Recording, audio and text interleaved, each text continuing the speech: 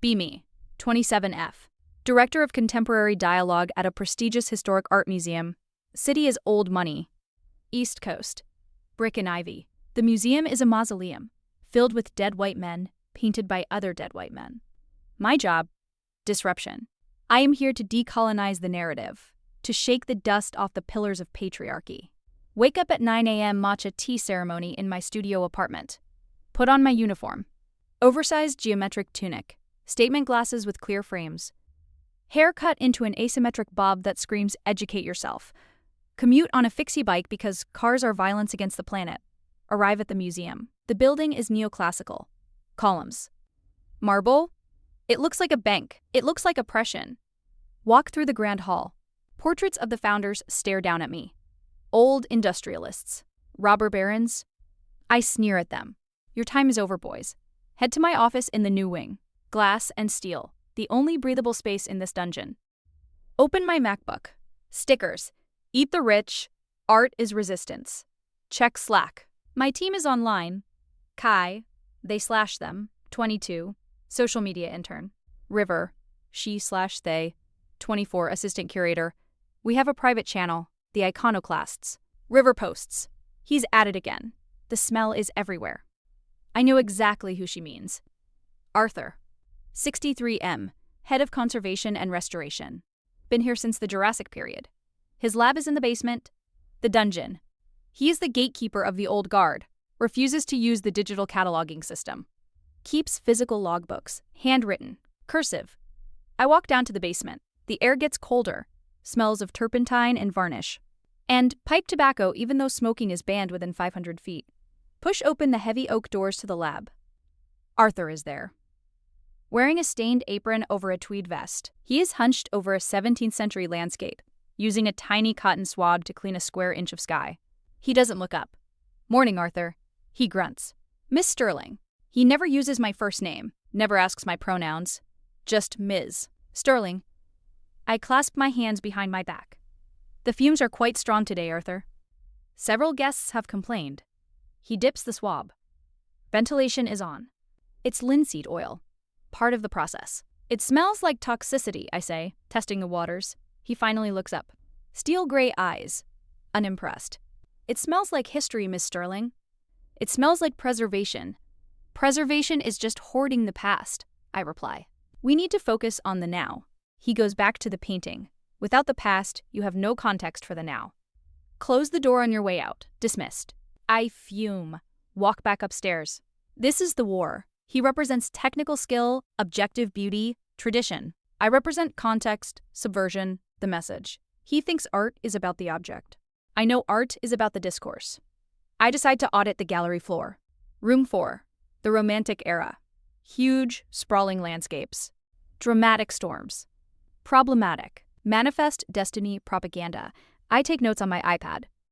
Need to recontextualize. Highlight the colonial erasure. I see a family looking at a statue of a nymph. Dad is explaining the marble texture to his kids. I step in. Actually, I say, smile tight. Notice how the female form is objectified here? It's not about the marble. It's about the male gaze possessing the female body. The dad looks confused. We were just looking at the carving. There is no just looking, I correct him. Every gaze is political. They walk away awkwardly. Another victory for education. Back to the office. Meeting with the director, Marcus. Marcus is 50s, weak, terrified of bad PR. He hired me to make the museum relevant to Gen Z. I pitch my new exhibition idea, The Void of Silence. We remove all the paintings from the main gallery. Leave the walls bare. Play a loop of white noise mixed with recorded apologies from men. Marcus looks nervous. But the Rembrandt is in the main gallery. The donors love the Rembrandt. The Rembrandt is a crutch, Marcus. It takes up space that marginalized voices could fill. By filling the space with nothing, we fill it with everything. He rubs his temples. Can we maybe move the Rembrandt to the side? No. It must be in storage. The absence is the art. He caves. He always caves. Fine, but just for a month. I smile. It begins. I go to the Slack channel. Operation Blank Slate is a go. Kai posts a gif of a burning castle. River, Arthur is going to flip. Me, let him. He's a dinosaur. The meteor is coming. 2 days later, the movers are taking down the Rembrandt. It's a massive, heavy frame. Gilded gold.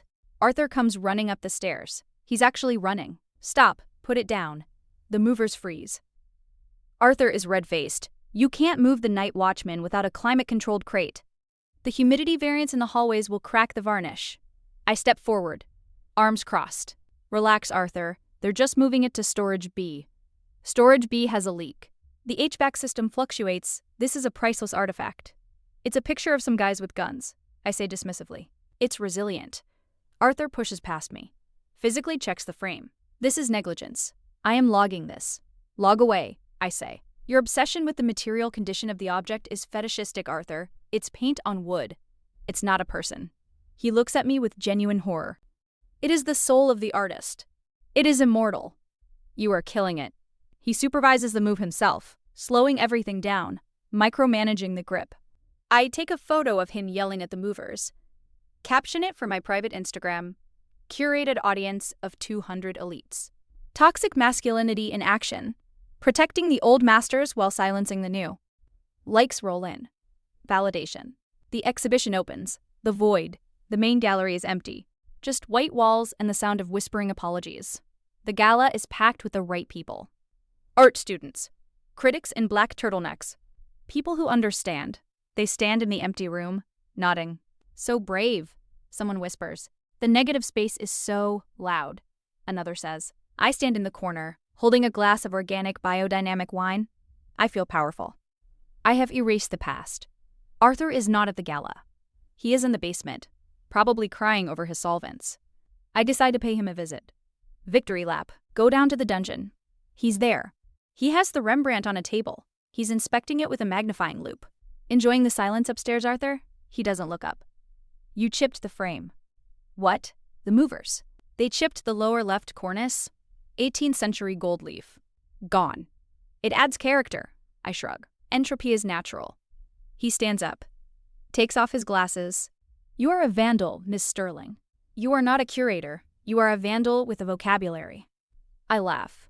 And you are a janitor for dead people's egos. I turn to leave. By the way, I say, I'm auditing the storage logs next week. I have a feeling we're holding on to a lot of colonial plunder that needs to be repatriated. He stiffens. Everything in this collection was acquired legally. Legality is a construct of the oppressor. I recite. Leave him shaking. Phase 2. I start digging into Arthur. He's untouchable professionally. His work is flawless. But socially, he's a fossil. I scour the archives. Find a photo from the museum Christmas party, 1988. Arthur is wearing a sombrero. Cultural appropriation. Bingo. I scan it. Create a dossier. Institutional bias and the legacy of mockery. I don't release it yet. Keep it in the chamber. Start documenting his microaggressions. Entry 1. Refuse to acknowledge the thematic importance of emptiness. Entry 2. Prioritizes chemical preservation over emotional safety of staff. Entry 3. Uses exclusionary language like masterpiece.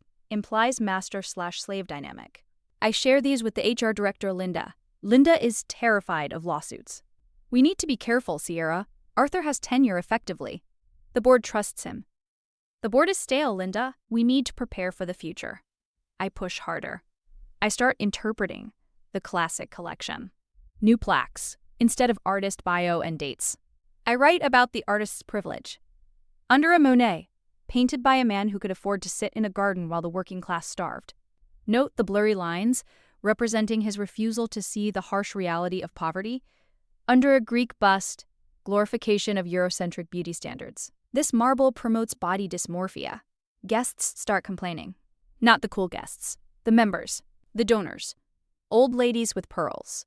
Why does the sign say the painter was a misogynist? I just like the water lilies. I intercept a complaint email. Reply, we are challenging you to engage critically. Comfort is complicity. The donor cancels her membership. Good. We don't need dirty money. Weeks pass. Attendance is down 40%. Marcus is panicking. Sierra, the numbers. We're bleeding. We are filtering. I correct him. We are shedding the deadweight audience. The real audience is coming. They just haven't found us yet. I decide to accelerate. Arthur is the block. I need him gone so I can access the reserve collection. He refuses to let me in there without supervision. Safety protocols, he claims. I know he's hiding something. Probably looted artifacts. I launch the sombrero nuke. Leak the photo to a local student blog.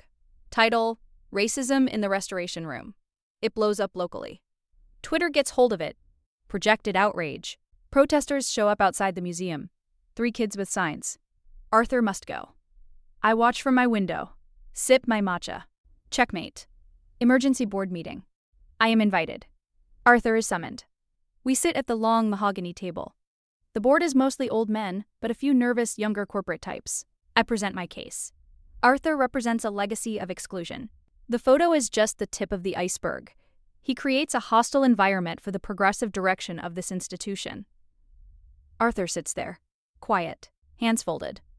He looks tired. It was a fiesta theme, he says softly, in 1988. My wife is Mexican. She bought me the hat. I pounce. Using your wife as a shield?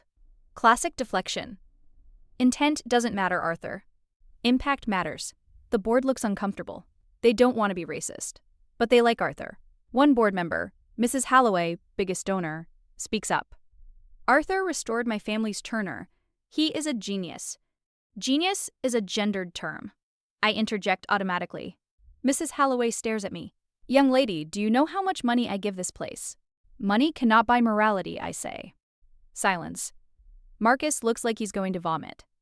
Arthur speaks. If my presence is harming the museum, I will retire. I have no desire to be a distraction. He takes the high road. It infuriates me. He's robbing me of the firing. I will finish the restoration of the Vermeer, he says. Then I will go. No, I say. You leave now. We can't trust you with the Vermeer. Arthur's eyes harden. That painting is fragile. It requires a specific solvent mixture I have been refining for 6 months. No one else knows the ratio. I'll hire a consultant, I say. We don't need your secret sauce. The board wavers. They are afraid of the Twitter mob. They accept his resignation, effective immediately. Arthur stands up. He looks at me. You have the keys to the kingdom now.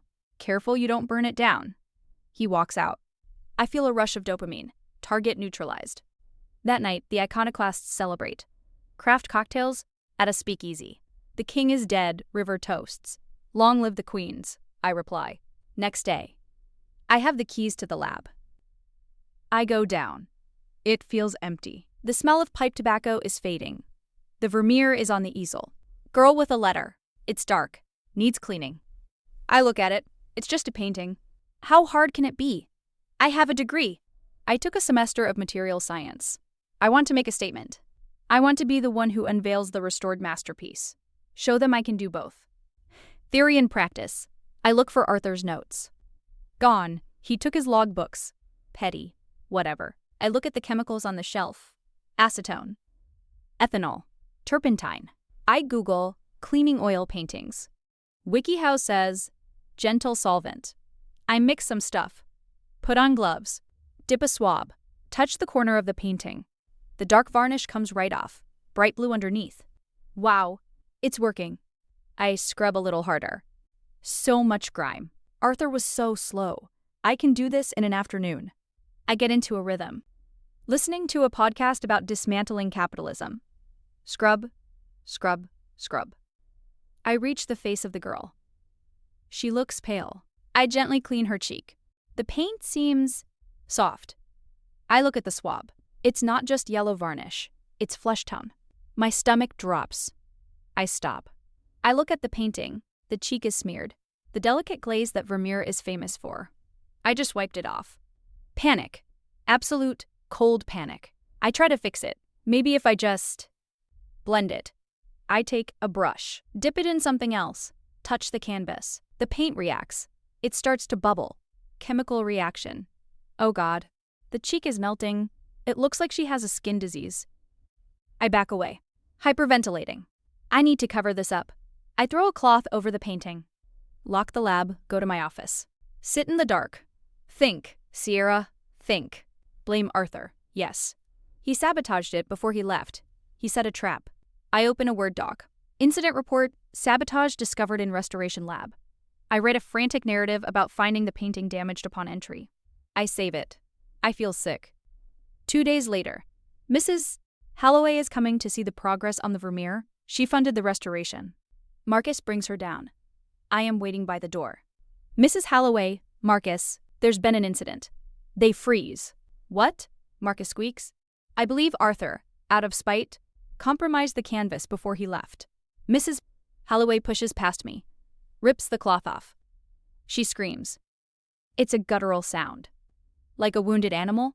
The girl's face is a gray, bubbling mess. The blue dress is streaked with white where the solvent ate through. My God, she whispers. It's ruined. Marcus looks at me. You said you found it like this? Yes, I lie. I came in to inventory the chemicals and found it reacting. Mrs. Holloway turns to me. Her eyes are lasers. Arthur Johnson is the most professional man I have ever known. He would cut off his own hand before he harmed a Vermeer. He was angry, I plead. He was radicalized by his dismissal. Get out, Mrs. Holloway says. Excuse me? Get out of this room. Call the police. Police? Wait. It's a civil matter, I say quickly. It is destruction of cultural heritage, she hisses. It is a crime. An investigation begins. Insurance investigators. Serious guys in suits. They don't care about buzzwords. They care about chemistry. They swab the painting. They swab my gloves, which I threw in the trash, but they found them. They interview the interns. River cracks immediately. Sierra said she was going to show them how it's done. She was in the lab alone for 4 hours. She was listening to Chapo Trap House, really loud. Traitors. The forensic report comes back. The solvent mixture used was amateur. Acetone and window cleaner. Window cleaner. I didn't know Windex had ammonia. Ammonia eats oil paint. The report concludes. Damage caused by gross incompetence and unauthorized chemical application consistent with the time frame of Miss Sterling's presence in the lab. Arthur is cleared. Obviously. I am called into Marcus's office. Legal counsel is there. Miss Sterling, you are terminated for cause. Gross negligence. Destruction of property. This is a witch hunt, I cry. You're scapegoating me because I'm a woman in power. The lawyer looks bored. We are firing you because you melted a $40 million painting with Windex, Miss Sterling. It was a statement, I scream. It was a commentary on the impermanence of beauty. Save it for the deposition, the lawyer says. I am escorted out. My box of stuff. MacBook, Macho Whisk, Smash the Patriarchy mug. I walk through the lobby. The security guard, Mike, watches me. I used to lecture him about his uniform being a symbol of the police state. He holds the door open. Have a nice day, ma'am. I step out into the rain. Fast forward 6 months. The lawsuit was settled. The museum's insurance paid out, but premiums skyrocketed. My reputation is nuclear ash. Google Sierra Sterling and the first result is the Vermeer Butcher. I can't get a job in any museum, not even a science center. I have student loans. I need rent money. I applied to a chain craft store. Michael's. Position, custom framing associate. The manager is a 19-year-old guy named Kyle. He looks at my resume. Director of Contemporary Dialogue. What's that? It was administrative, I mumble. Okay, well, can you cut mats? It's pretty precise. I can learn, I say. He hires me. Minimum wage. I stand behind the counter, wearing a red vest. A woman comes in. She has a poster of a cat hanging from a branch. Hang in there. I want a gold frame, she says. Make it look fancy. I look at the poster. It's kitsch. It's garbage. I want to tell her about the commodification of animal suffering. I want to tell her gold is the color of imperialism. But I have rent to pay. I swallow my pride. I swallow the discourse. Matte or glossy finish? I ask. She smiles. Glossy. I cut the mat. I frame the cat. I hand it over. She leaves happy. I look across the street. The museum is there. There is a banner outside. The return of the masterpiece. Arthur is back. They begged him to come back as a consultant to salvage the Vermeer. He fixed it. Because of course he did. I see him walking out of the staff entrance. He lights his pipe. He looks at the craft store. He doesn't see me. He just sees a generic storefront. He walks away, puffing smoke into the gray city air. I turn back to the counter. Next customer holds up a diamond painting kit of Elvis. Can you frame this? Yes. Be me. Framer of Elvis. The silence is deafening.